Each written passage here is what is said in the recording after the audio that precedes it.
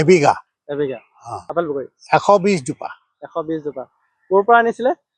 কলিকতাৰ পৰা কলিকতাৰ পৰা কেতিয়াবা খেতি কৰি আছে আৰু তেতিয়া চলি আছে বছৰি বছৰি কলম দিওঁ হয় মনটো একেবাৰে ভাল লাগে চবে মোৰ বন্ধু বান্ধৱবিলাকে আহে পৰিয়াল পাৰক বিলাই দিওঁ খায় মুম্বাইলৈ আমাৰ ইয়াত এগাঁও বগৰী গৈছে মোৰ ছোৱালী থাকে মোৰ ভনী থাকে তেওঁলোকলৈ পঠাই দিছোঁ আৰু যি বহুত লাভ হ'ব বহুত প্ৰফিটেবল বিজনেছ তেওঁলোকক কি ক'ব খেতি কৰিব লাগে খেতি কৰিব লাগে চাকৰি বিচাৰি ঘূৰি ফুৰিবলৈ দৰকাৰ নাই এইবোৰ আপেল বগৰী খেতি কৰিব পাৰে পাৰে একদম পাৰে যিকোনো মাটিতে হয় আৰু বেছি পানীও নালাগে সেইকাৰণে যদি কোনোবাই কৰে এইটো বহুত প্ৰফিটেবল বিজনেছ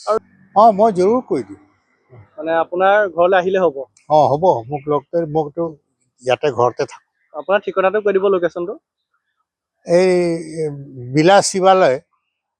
নিয়াৰ আসাম ষ্টেট বাছ ষ্টেণ্ড ওলাই যদি ভালকে তাক প্ৰতিপাল কৰে 1 কুইণ্টেল পৰ্যন্ত ওলাই যায় এজোপা গছতে এজোপা গছ আৰু মানে কাকো হাক নিদিয়ে নাই কাকো মানা নকৰে আৰু আপুনি বগৰী বিক্ৰী নকৰে সকলোকে বিনামূলীয়াকৈ বিক্ৰী নকৰোঁ যোনে যি মন যায় খাব পাৰে আৰু বিশেষকৈ বান্দৰ আমাৰ এই টুকুৰাত মোৰ 2টা কুকুৰ আছে ডাঙৰ ডাঙৰ সেই 2টা কুকুৰ থকাৰ কাৰণে আমাৰ বান্দৰৰ হেৰি হোৱা নাই সেইকাৰণে খেতি কৰিব পাৰিছে পাৰিছোঁ একো অসুবিধা হোৱা নাই গছ মোৰ চবেই আছে মোৰ এলমণ্ড আছে এপল আছে বেল আছে আম আছে লেচু আছে ডালিম আছে সব ধৰণৰ গছেই আছে